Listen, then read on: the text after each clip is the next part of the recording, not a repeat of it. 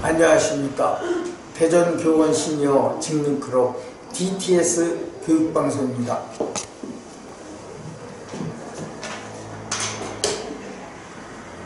지금부터 한국사 강의를 시작하겠습니다.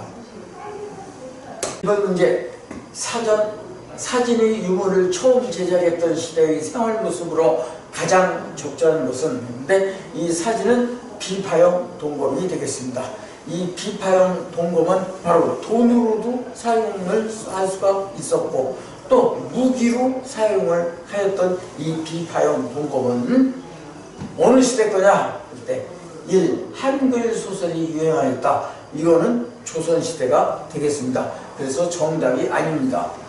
두 번째, 철제 농기구를 사용하였다 했는데 동검이기 때문에 철제 농기구와 사용하기 전에 사용한 것이 되겠습니다. 그래서 이것은 정답이 아니겠습니다. 3번, 빈부의 격차와 계급이 발생하였다. 이것이 청동기 시대 때 일어난 일이 되겠습니다. 빈부의 격차, 부자와 가난한 사람, 또 계급이 발생하였기 때문에 고대 왕국이 성립하게 된 것입니다.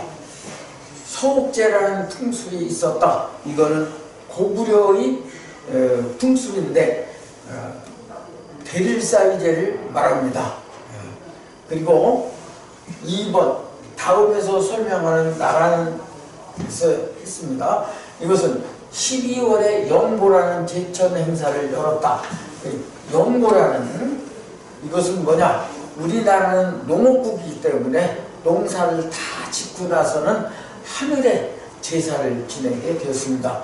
그것이 바로 부여에서는 연고라고 하는 것입니다.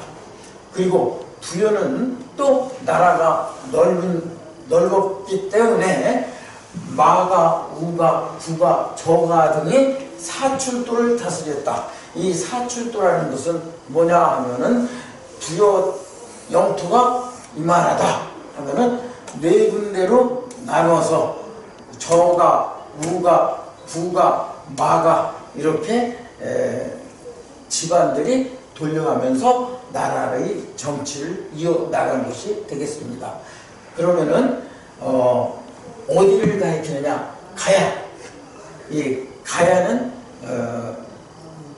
김해에 있는 낙동강 하구이기 때문에 아닙니다.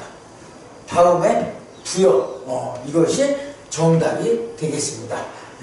부여는 우리나라의 조상들이 세운 나라가 되겠습니다.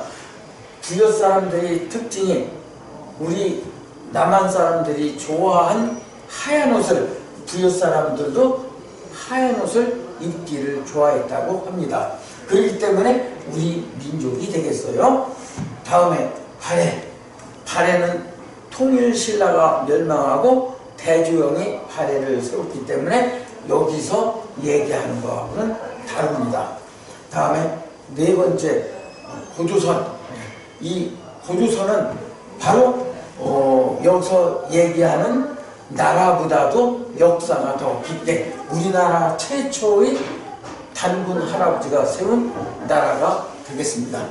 3번, 다음 중 기록에 들어갈 왕은 그렇죠?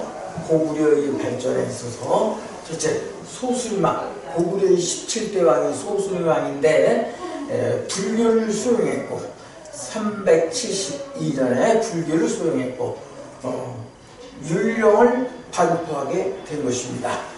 그리고 기록은 신라를 도와 왜를 격퇴해줬다.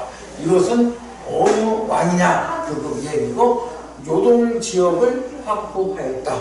우리나라 고구려의 영토를 상당히 많이 넓힌 왕이 되겠습니다. 이 왕의 아들이 장수왕인데 평양으로 천도를 한 것이 장수왕이 한 일인데 왜 평양으로 천도를 했느냐 하면은 남진 정책을 쓰기 위해서 평양으로 천도를 한 것입니다. 남진 정책이라는 것은 바로 뭐냐 하면은 백제와 신라를 통일하자 하고서 장수왕이 평양으로 천도를 하게 된 것입니다. 그리고 장수왕이 한강 유역을 차지하게 되었다. 그리고 여기에서 나오는 기업은 그러면 어느 왕이냐? 세종, 조선시대이기 때문에 아닙니다. 거풍왕, 이거는 신라시대 때문에 아닙니다. 의자왕, 이 의자왕은 백제의 마지막 왕이기 때문에 아닙니다.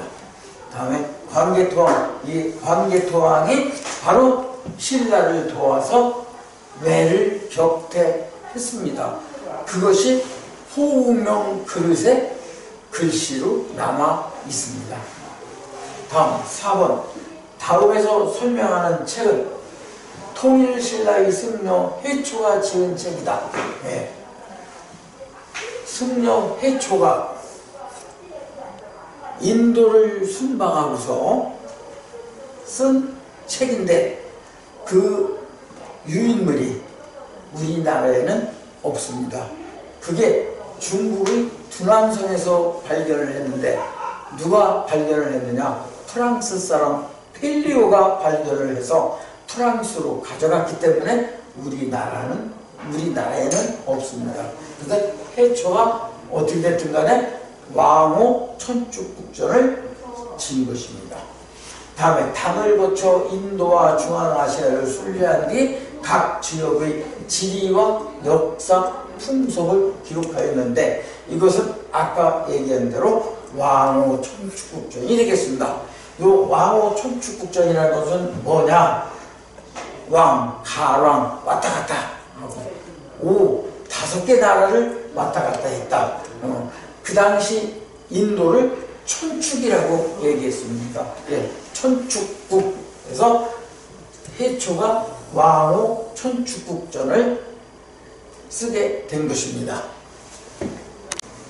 5번, 다음에서 설명하는 신라의 제도는 있죠. 진골, 육두품, 오두품, 사두품 등으로 구분하였다. 맞습니다. 예, 신라는 성골과 진골, 성골이 돌려가면서 왕을 할 수 있었는데 29대 무열왕 때서부터는 진골도 왕이 됐습니다. 다음에 그때 육두품, 오두품, 사두품, 삼두품, 이두품, 일두품까지 있었는데 3, 2, 1등급은 중간에 없어지고 사두품까지만 생기게 되었습니다. 혈통에 따라 개인의 정치, 사회적 활동 범위를 결정하였다. 이것이 귀족 사회의 신라에서는 바로 혈통에 따라서 나라를 다스리게 됐습니다. 가장 대표적인 것이 중국에 가서 과거에 급제한 채치원이 신라를 부흥시키려고 신라로 왔었습니다. 근데 채치원은 바로 육두품 사람이기 때문에 높은 벼슬을 할 수가 없고 양산 태수로 정도로 갈 수가 있어서 채치원이는 모든 걸 집어치우고 떠돌아다니는 생활을 했다고 합니다. 그것이 바로 통일신라 시대의 혈통에 따라 정치를 한 것 중에서 그런 것은 상당히 잘못한 것으로 생각이 됩니다.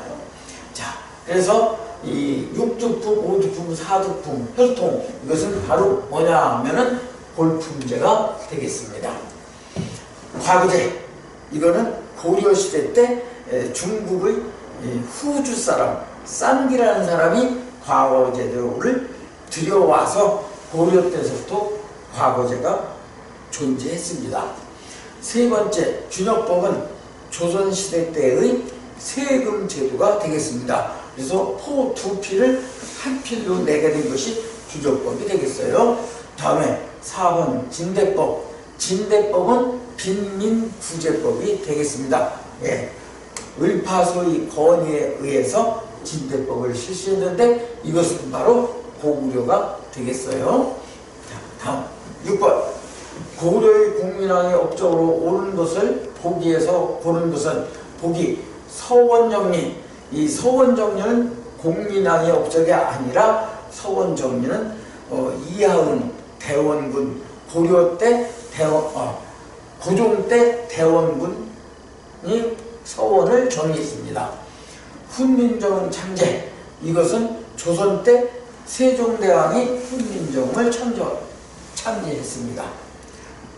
디귿 쌍성 총관부 탈환, 이것이 바로 정답이 되겠어요. 예, 이 쌍성 총관부는 몽골에서 세운 것인데 우리 자주성을 지키기 위해서 몽골의 세력을 물리치면서 쌍성 총관부도 탈환을 했습니다.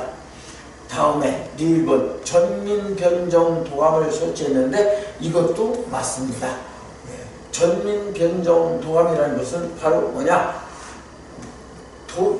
땅을 많이 가지고 있는 사람의 땅을 국가에서 회수해서 골고루 백성들한테 나눠주기 위해서 전민변정도감을 설치하게 된 것입니다. 그래서 여기서 정답은 니은과 디귿과 리을로서 여기가 4번이 되겠습니다. 다음 7번 다음 중 지옥에 들어갈 고려의 신부는 무엇은 주로 일반 군현에 살면서 농업이나 상공업에 종사했다. 이 중 대부분은 백정이라 불리는 농민이었고 조세, 공납역을 부담했다고 하는 거야. 그러면 조선시대 때는 백정이 천민이었으나 고려 때는 일반 사람들을 다 백정이라고 했습니다. 그리고 조세 공납역을 부담을 했는데 그게 바로 뭐냐면은 1. 귀족은 세금을 안 냈습니다. 중류층, 양민, 천민 해서 여기서 해당되는 것은 양민이 되겠습니다. 이 양민은 크게 따져서 농업,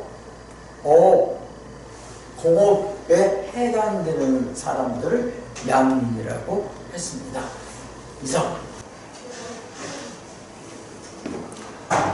이상으로 한국사 강의를 마치겠습니다.